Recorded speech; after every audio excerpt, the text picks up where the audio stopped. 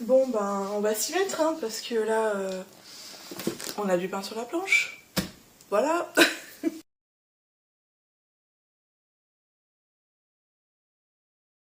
Bonjour à tous, bienvenue dans cette nouvelle vidéo. Aujourd'hui je vous propose une vidéo sur mes lectures de Noël. Je crois que ça fait un petit moment que j'ai pas fait de vidéo livre, du coup je trouvais que c'était l'occasion de sortir quelque chose sur le sujet. En plus nous sommes le 1er décembre et donc quoi de mieux que débuter le mois avec une sélection de livres de saison. Alors c'est un petit peu contradictoire parce qu'aujourd'hui il fait grand soleil, alors c'est parfait pour tourner ma vidéo, en revanche je crève de chaud. J'ai enfilé mon pull de Noël en me disant allez ça pourra faire un petit côté sympa, en plus c'est la saison machin, puis j'adore mon petit dino de Noël. Mais là, avec le temps qu'il fait, je me dis, en fait, il fait vraiment très chaud. Donc je pense que déjà je vais retrousser mes manches, hein, voilà, c'est pas très esthétique, mais c'est pas grave. Et puis on va voir comment ça se passe au fur et à mesure de la vidéo. Mais c'est vrai que j'arrête pas de vous le dire que mon salon est très chaud, donc même en hiver, c'est pour ça qu'on chauffe pas du tout. Et du coup c'est vrai que je suis jamais en pull dans mon salon, même en plein hiver, ça n'existe pas, puisque le soleil vient du plein sud, en fait je suis plein sud et du coup il fait tout le temps chaud, voilà. Et pour débuter cette vidéo, je voulais commencer par vous parler donc du roman que j'ai terminé récemment, qui s'appelle Un hiver à New York et qui a été écrit par Josie, j'y arrive pas, par Josie Silver, pardon, donc sorti aux éditions Charleston. C'est un super chouette roman parce que ça nous plonge vraiment dans la période hivernale. On ressent le froid à travers la lecture. Les feuilles qui tombent, le côté hiver qui s'installe, les fêtes qui s'installent, les lumières qui arrivent, les sapins qui se montent, etc. On entre dans l'hiver. Vraiment avec ce roman, c'est vraiment voilà, c'est l'entrée dans l'hiver, l'entrée dans cette période où il fait froid, où tout est gelé, où New York se met un petit peu en berne, etc. Et j'ai adoré l'ambiance, vraiment. Alors je ne dirais pas que c'est un roman de Noël en soi, même si il y a quand même des choses qui se passent le jour de Noël, évidemment, hein, voilà. Dans ce roman, on va donc suivre deux protagonistes qui sont Iris et Gio. Alors Iris, c'est une jeune femme qui vient de perdre sa maman. Elle n'a pas vraiment connu son papa qui est décédé plus tôt. Et là, elle n'a donc plus du tout de famille. Iris, elle vit en Angleterre, mais après une relation un peu houleuse avec un mec, elle décide d'aller vivre à New York et de retourner sur les pas de sa maman, qui faisait partie d'un groupe, qui était chanteuse dans un groupe et qui a vécu un moment à New York. C'est donc sur un coup de tête en fait que Iris s'en va. Elle va habiter au-dessus du restaurant où elle travaille, qui est un restaurant de nouilles, donc dans Chinatown je crois. Et elle va faire la connaissance donc du patron et des employés de ce restaurant, qui sont devenus des amis à elle, donc elle va loger au-dessus du restaurant, etc. Elle va complètement refaire sa vie à New York en oubliant Londres. Un beau jour, elle va aller dans un festival, donc c'est un festival à New York qui se passe, je crois que c'est au début de l'hiver, et il y a de la musique, etc. Et puis, à cet endroit, sur cette place où se tient ce festival, il y a un glacier qui s'appelle le glacier, je vais arriver à le dire, Belotti. Voilà, alors mon italien, enfin je ne sais pas parler italien, donc voilà, je sais pas du tout si je prononce bien les choses. Donc le glacier Belotti, et ce glacier a une particularité, c'est qu'il ne fait des glaces qu'à la vanille. Sauf que il n'y a que 2 personnes au monde qui connaissent la recette de la glace à la vanille, et la dernière personne qui avait le secret a fait, je crois, un AVC ou un malaise et est à l'hôpital. Et donc, plus personne ne connaît la recette de la glace et la boutique est fermée. Donc, Iris va passer devant cette boutique, elle va reconnaître la porte de la boutique à une photo qu'elle a vue, enfin grâce à une photo qu'elle a vue dans l'album photo de sa mère, et donc elle va essayer d'entrer dans la boutique, elle va se rendre compte que la boutique est ouverte et elle va faire la connaissance de Gio, qui est actuellement en fait le responsable de la boutique, qui est aussi un des fils de quelqu'un qui connaissait sa maman, etc. Et donc Iris va avoir un lien avec la famille Bellotti, comme sa mère a eu un lien avec la famille Bellotti. Je ne vous en dis pas plus, vous allez découvrir cette histoire dans l'ambiance new-yorkaise et vous allez me dire ce que vous en avez pensé, parce que franchement j'ai adoré ce livre au début. Je sais pas, j'étais pas hyper dedans et puis d'un coup c'est parti et j'ai adoré, j'ai pas voulu décrocher, j'étais même trop triste quand ça s'est terminé. Donc j'aimerais trop un tome 2. Mais bon, je crois que Charleston c'est pas trop leur délire de faire des tomes 2, généralement c'est des one-shots. Mais c'est pas grave, c'était une belle romance pour commencer la période de Noël. Et puisque nous sommes dans les lectures de Noël et plus globalement dans les lectures d'hiver, je voulais vous proposer une petite aparté dans cette vidéo pour vous parler de ma toute première collaboration YouTube. Je suis extrêmement ravie, d'autant que c'est une marque que je voulais tester depuis vraiment longtemps. Donc je suis très contente et j'ai été honorée de leur message et de voir qu'ils avaient envie de me proposer de tester leurs produits. Il s'agit donc de la marque Bear with Benefit. Ce sont des petites gummies qui sont des compléments alimentaires. Alors elles sont naturelles, il n'y a pas de colorant, il n'y a pas de mauvais produits dedans. C'est vraiment vegan avec que des choses naturelles et bonnes pour la santé. C'est vraiment adorable, en plus le packaging est juste beaucoup trop mignon. Alors moi je n'ai que 2 boîtes ici avec moi, mais il y a énormément de gammes possibles. Les gélules ressemblent à des petits oursons, comme les bonbons Haribo quoi. Pour commencer du coup ma petite cure de compléments alimentaires, j'ai pris 2 produits chez eux, donc j'ai d'abord retrouvé l'équilibre. Alors ça c'est plutôt pour la digestion, c'est en fait parce que je suis atteinte de la maladie du côlon irritable et que je cherche sans cesse des solutions pour pallier à ce problème qui n'est en fait pas guérissable, mais par les compléments alimentaires et par des petites habitudes de vie qu'on peut prendre au fur et à mesure.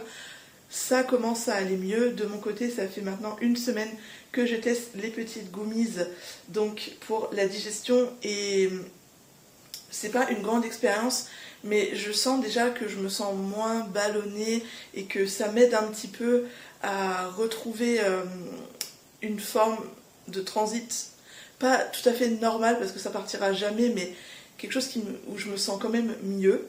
Au niveau de l'apport nutritionnel, pour ce premier produit, donc on a de la vitamine B6, on a de l'acide folique, de l'iode et de la vitamine B12. Et la composition, c'est vraiment vinaigre de cidre de pomme, jus de betterave, jus de grenade. Il n'y a pas de sucre ajouté, c'est vraiment pas dangereux, enfin, tout est naturel et 100% vegan. Et au niveau du deuxième produit que j'ai pris, il s'agit de Totem d'immunité. Alors là, vous l'avez compris, c'est en rapport avec les défenses immunitaires. Et j'adore vous raconter ma vie, donc comme vous le savez, depuis le Covid, je tombe tout le temps malade. J'ai eu le Covid et j'ai été fragilisée de la gorge et des poumons suite à ça. Et donc je suis malade tout le temps, alors qu'avant le Covid, je n'étais jamais malade. Si je tombais malade 1 fois tous les 4 ans, c'était miraculeux. Aujourd'hui je suis malade tous les 3 mois et malheureusement c'est comme ça, je chope tout et donc du coup je me suis dit allez, je vais prendre des compléments alimentaires pour les défenses immunitaires parce que peut-être que ça va m'aider. Pareil, je teste depuis 1 semaine, donc j'ai pas encore forcément de retour, mais j'espère qu'au fur et à mesure des mois ça pourra m'aider à aller mieux et à ne pas tomber malade et à renforcer surtout mes défenses immunitaires. Au niveau de la composition nutritionnelle pour ce produit-ci, on a de la vitamine A, de la vitamine B3, B6, B8, B12, C, D, E et de la vitamine B9. Wouh Normalement, ça devrait le faire. Également, si ça vous intéresse, sachez que j'ai un code promo qui s'affiche juste ici, que vous pouvez utiliser jusqu'au 9 décembre. Et avec ce code promo, vous avez 40% de réduction sur tout le site. Et après le 9 décembre, le code promo va changer et je l'indiquerai en description. Et vous aurez 20% de réduction sur tous les produits du site. Je sais pas si vous êtes convaincus, mais en tout cas, moi je suis déjà tellement convaincue par ces petits ours beaucoup trop mignons. Je vous ferai une petite review dans quelques semaines pour vous raconter un petit peu comment ça se passe et comment mon corps s'adapte aux gummies. Pour la deuxième lecture, je vais donc vous parler de ma lecture en cours. Il s'agit du tome 2 de la saga des saisons de Morgane Moncomble, donc Un hiver pour te résister. J'ai lu cet automne Un automne pour te pardonner, et il y a encore 2 tomes, donc il y a Un printemps pour te succomber et Un été pour te retrouver, ou alors c'est l'inverse, enfin en tout cas il y a 4 tomes dans cette saga et j'ai adoré le premier tome. Là je suis en train de dévorer littéralement le tome 2, je crois qu'il me reste 200 pages, donc je vais pouvoir vous raconter un petit peu le début mais sans trop vous spoiler. En tout cas c'est une très bonne lecture et une très bonne autrice, et j'ai lu plusieurs livres de cette autrice, donc si jamais vous hésitiez à vous lancer dans des new romances de Morgane Moncomble, autant vous dire que vous pouvez y aller. Je sais pas si je l'ai dit, mais donc c'est une new romance qui a été éditée chez Hugo Roman. Dans ce roman, nous allons suivre 2 personnages qui sont Orion Williams et Lily. Lily, donc elle a un seul objectif dans sa vie, c'est vraiment d'être la championne du monde de patinage artistique. Et Orion, lui, en fait, il est champion du monde, il a gagné la médaille d'or il y a 3 ans de ça. Et ils vont tous les deux se retrouver un peu par un concours de circonstances. Ils vont devoir patiner ensemble pour gagner l'or ensemble. Mais tout ça ne va pas être évidemment sans embûches, vous vous en doutez. Lily, elle, c'est une fille qui a jamais eu trop de relations amoureuses. Elle est concentrée sur le patinage, elle veut rien savoir des hommes, elle est à fond dans sa passion et dans son métier. Elle a 22 ans et Orion, lui, je crois qu'il est un peu plus âgé qu'elle. Et lui, il a un peu enchaîné les conquêtes, c'est un mec sportif, machin, donc il attire un peu toutes les nanas qui passent. Voilà, super résumé. Et donc tous les deux vont devoir patiner ensemble alors qu'ils ne s'apprécient pas trop. C'est un petit peu un enemy to lover. Lily, elle est fan de Orion depuis qu'elle est toute petite, mais elle n'a pas vraiment osé lui dire. Elle va devoir le considérer comme son partenaire, son coéquipier pour gagner l'or et pour aller jusqu'à ce championnat qui est super important pour eux deux. Elle va emménager avec lui pour apprendre à le connaître et pour vivre en fait quelque chose de fort, pour que ce soit aussi fort sur la glace.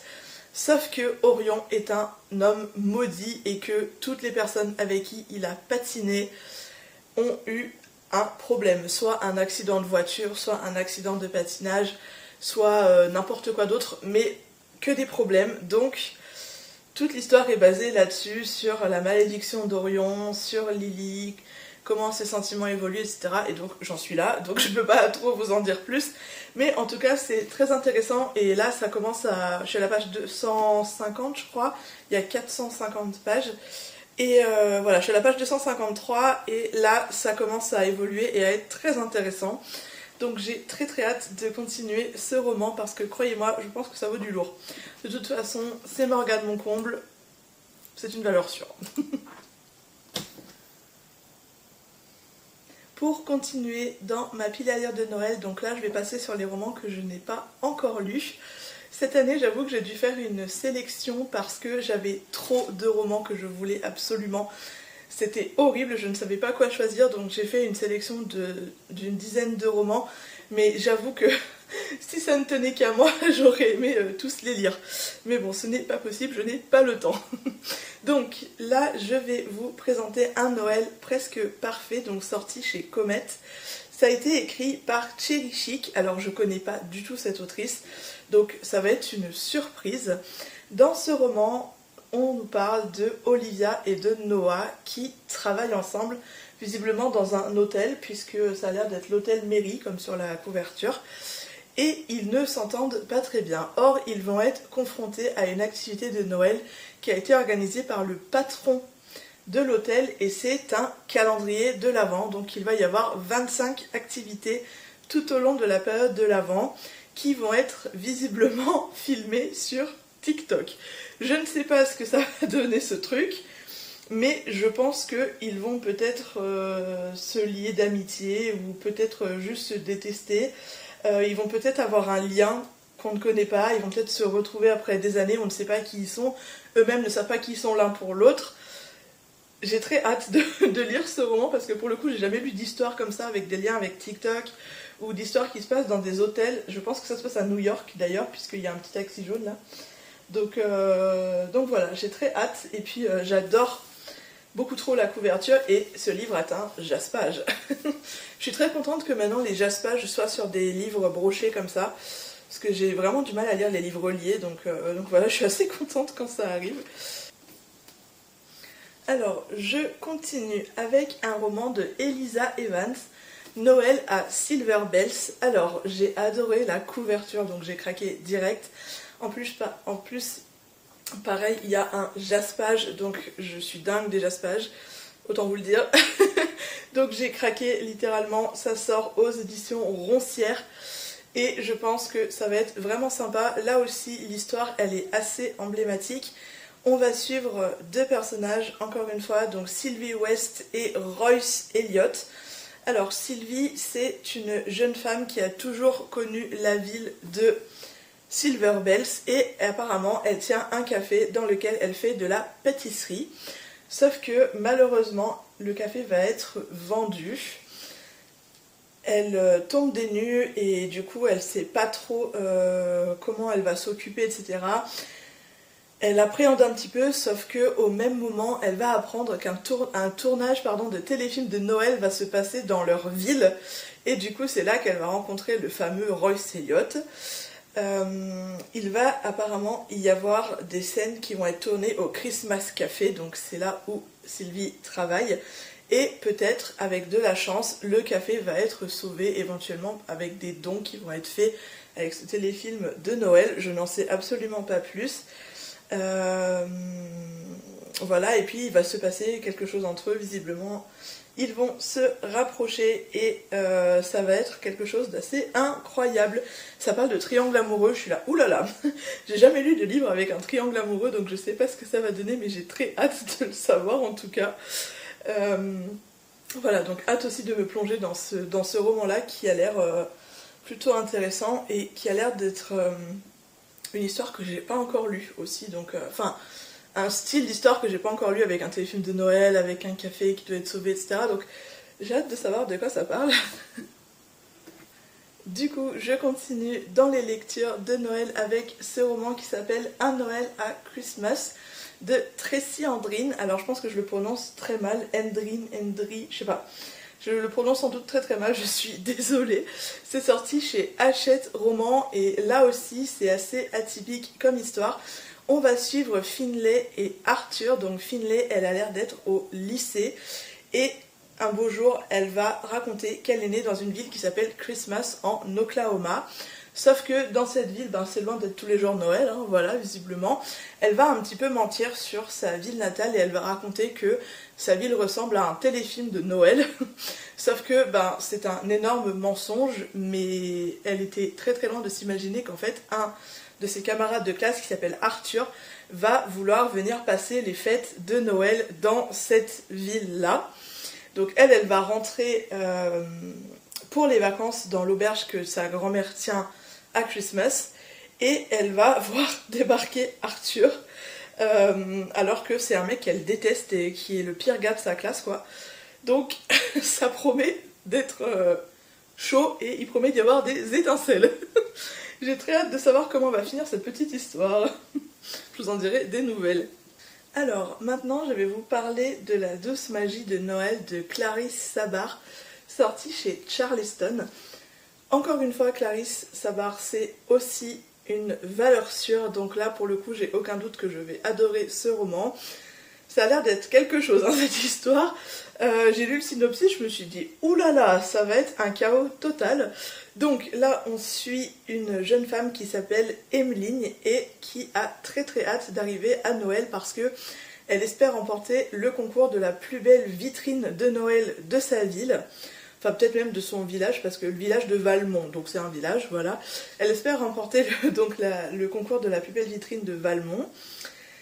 Sauf que Emmeline, elle est un petit peu débordée parce que elle est serveuse dans un café et puis elle doit élever un petit enfant un petit bébé. Elle a pas mal de nuits courtes et elle est toute seule. Voilà, elle a choisi d'élever cet enfant toute seule. Sa maman va débarquer pour les fêtes et va arriver avec plein de problèmes familiaux. Ça va raviver les tensions, Emmeline va vraiment pas être bien. Et le pire de tout, c'est que il va y avoir Théo, donc le journaliste avec qui elle a eu une aventure un an plus tôt, qui va débarquer dans ce village, je suppose pour l'inauguration des vitrines de Noël, et qui va donc lui apprendre des choses, et elle va lui apprendre des choses, et puis ils vont se retrouver, mais ils vont se déchirer, mais va y avoir des révélations, mais voilà, donc ça va être compliqué, et puis le réveillon va pas du tout se passer comme elle l'espérait. On est d'accord là que Théo c'est le père du gosse, mais moi je le sens, mais à 10 000 km le truc. Voilà, j'ai résolu l'histoire, j'ai pas besoin de le lire. Non, je pense qu'il va y avoir plein d'autres choses dedans, donc à mon avis, il va falloir qu'on se concerte sur tout ce qui va se passer. J'adore de toute façon les romans des éditions Charleston, donc j'ai aucun doute sur le fait que ça va être dingue et qu'il va y avoir beaucoup d'intrigues autour de Emmeline et de Théo. Oh là là, j'ai hâte de tous les lire, j'arrête pas de vous dire j'ai hâte de les lire, mais en fait c'est vrai, j'ai hâte de tous les lire, c'est terrible. Je suis trop excitée par mes lectures de Noël de cette année. Je continue à vous parler de mes lectures avec ce roman qui s'appelle The Holiday de Brittany C. Cherry. Et là pareil, grosse valeur sûre, c'est sorti chez Hugo Roman. J'ai pas tout compris au, au synopsis, mais je crois que c'est le roman tiré du téléfilm de Noël sur Netflix, The Holiday. Je sais pas si vous l'avez vu, moi j'ai adoré ce téléfilm. Alors, soit c'est le téléfilm qui s'est inspiré du roman, soit c'est l'inverse, mais en tout cas je pense que c'est exactement la même chose. On va suivre donc les deux protagonistes, Holly Jackson et Kay Cannes.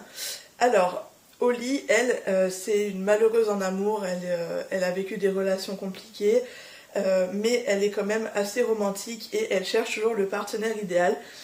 Elle a un petit peu le blues parce que son dernier copain l'a plaqué avant de se marier devant l'hôtel le jour de Noël. Wouh, ça met l'ambiance.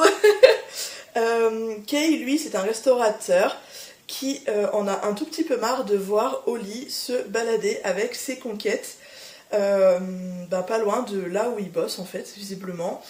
Et la seule raison pour laquelle Kay propose à Holly de l'aider à trouver le prétendant, c'est parce que il est éperdument jaloux et il veut absolument se débarrasser d'elle parce qu'il a peur de tomber amoureux. En fait, finalement, c'est pas tout à fait comme le film, parce que le film, en fait, ils se mettent en couple, en faux couple pour aller à des événements. Là, c'est pas du tout pareil. Donc j'ai hâte de savoir ce qu'il en retourne et hâte de savoir si Holly va se laisser tenter par lui ou si lui va finalement lâcher prise et tomber amoureux d'elle. En tout cas, je pense que ça a l'air d'être vraiment pas mal. Moi, j'avoue, c'était la couverture qui m'avait vachement plu, mais du coup, je crois que le livre va trop me plaire. Voilà. Je suis trop impatiente. C'est terrible. Et du coup, pour terminer donc sur les lectures classiques de Noël, je voulais vous présenter un livre de Jenny Hall qui s'appelle Le murmure des copeaux de bois givré. Alors, je l'ai reçu il n'y a pas très longtemps, c'est un livre qui est sorti aux éditions Prisma. Du coup, je n'ai pas eu le temps de lire le synopsis, donc je vais le lire avec vous. Apparemment, c'est un roman qui a déjà fait sensation, donc j'ai très hâte de le lire. En plus, c'est assez court, donc ça va vite se lire, il y a 200 pages. Alors, le monde parfait d'Elizabeth Holloway s'écroule lorsque son amoureux lui annonce à Noël qu'il la quitte. Super. Pour tenter de reconstruire sa vie et se recentrer sur elle-même, elle retourne dans la ferme de son enfance, dans les Great Smoky Mountains, à 1000 km de son appartement new-yorkais. Là, elle rencontre Paul Dawson, nouvel arrivé lui aussi, au sourire chaleureux qui va bouleverser ses plans, évidemment. Moi, j'aimerais bien déménager et genre que mon voisin, ce soit mon nouveau mec.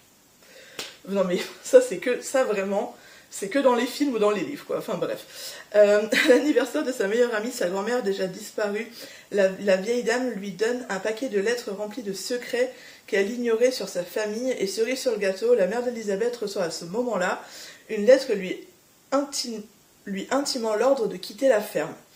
À travers les lumières scintillantes des arbres de Noël, Elisabeth va prendre le temps de réfléchir à la vie qu'elle veut choisir et à l'importance de la famille. Je suppose qu'elle va être un peu tiraillée entre Paul et sa famille, je sais pas trop. Ces lettres de Noël vont remettre toute leur vie en question pourtant.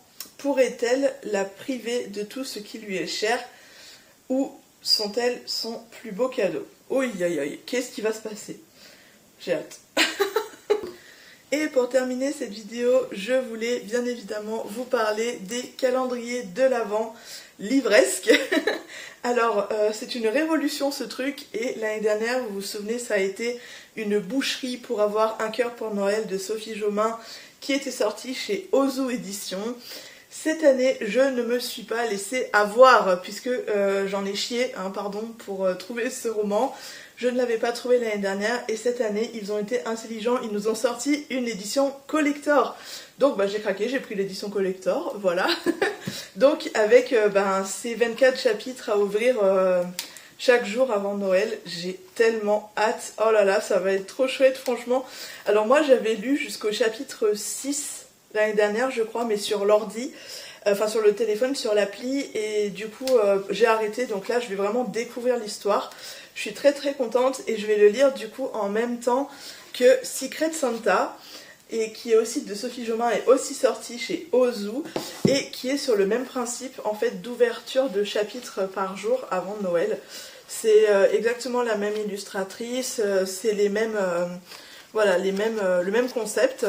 Je suis beaucoup trop contente. Évidemment, les deux romances de l'Avent ont des histoires différentes. Si je me souviens bien, dans cette romance, on parle de Avril qui a 18 ans et qui est née avec une malformation cardiaque. Or, un jour, elle va être transplantée et du coup, elle va vivre avec un nouveau cœur. Elle ne peut pas faire de sport, elle ne peut pas se défouler parce que c'est trop risqué. Mais elle peut encore avoir des sentiments malgré le fait qu'elle vit avec le cœur d'un autre.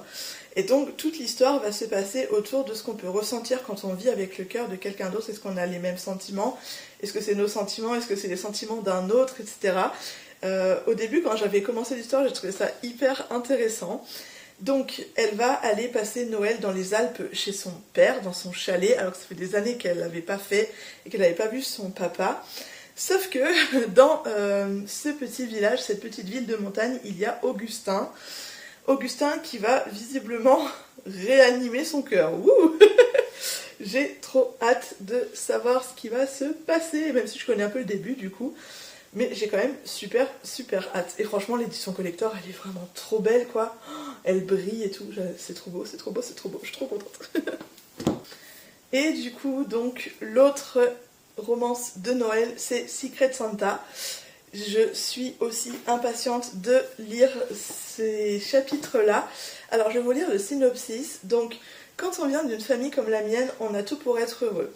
La liberté, les voyages, l'argent, je suis à la fac, j'adore mon appart, j'ai la meilleure coloc du monde, mais il me manque l'essentiel, l'envie. Je crois que je vais tout plaquer, pourquoi, pour qui, j'en sais rien. Mais cet assaut pour étudiants pourrait bien changer la donne. En quelques jours, c'est toute ma vie qui est bouleversée. Je ne m'attendais pas à un tel cadeau de Noël. Je m'attendais encore moins à Roméo, à ses yeux dans les miens. Serais-je lui avouer qui je suis vraiment?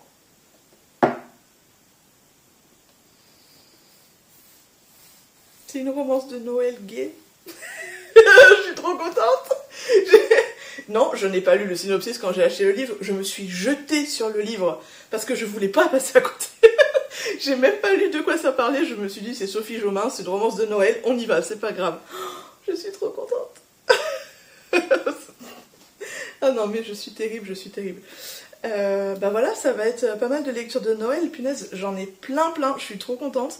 Est-ce que je vais réussir à tous les lire? Je ne sais pas. Mais ça va être beaucoup d'amour, beaucoup de tension, beaucoup de passion, beaucoup de sexe, beaucoup de déco de Noël. Voilà. Je pense que c'est le meilleur résumé. Avant de vous laisser, je voulais juste vous parler de 2 lectures que je compte lire aussi cet hiver. Alors j'espère pouvoir lire un chant de Noël durant la période de Noël, mais si j'y arrive pas, c'est pas très grave, je lirai ça en janvier. Et je voudrais aussi lire La Reine des Neiges. Donc ce sont 2 livres classiques que j'avais achetés quand il y avait la collection des livres merveilleux. Alors je les ai pas tous, mais j'en ai quand même quelques-uns qui sont juste ici. Et parmi ceux-là, j'avais donc ces deux-là. Alors un chant de Noël, je l'ai déjà lu et vu je ne sais combien de fois, mais j'avais envie de le relire et pour le coup La Reine des Neiges, l'histoire officielle je ne l'ai jamais lue. Donc je me suis dit que c'était l'occasion et puis je trouvais le livre vraiment très joli. Donc voilà, je vais voir si ces deux petits livres-là, je peux les inclure dans mes lectures de Noël ou pas.